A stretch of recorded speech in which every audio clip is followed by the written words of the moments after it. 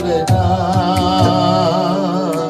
জ্ঞানের কথা গুণী বলে, নিজের বেলায় না। আরে পরের বেলায় বুদ্ধিজীবী, নিজের বেলায় বোঝে না। পরের বেলায় বুদ্ধিজীবী, নিজের বেলায় বোঝে না। নিজের স্বার্থ কেউ কখনো একটা চুলো ছাড়ে না। নিজের স্বার্থ কেউ কখনো একটা চুলো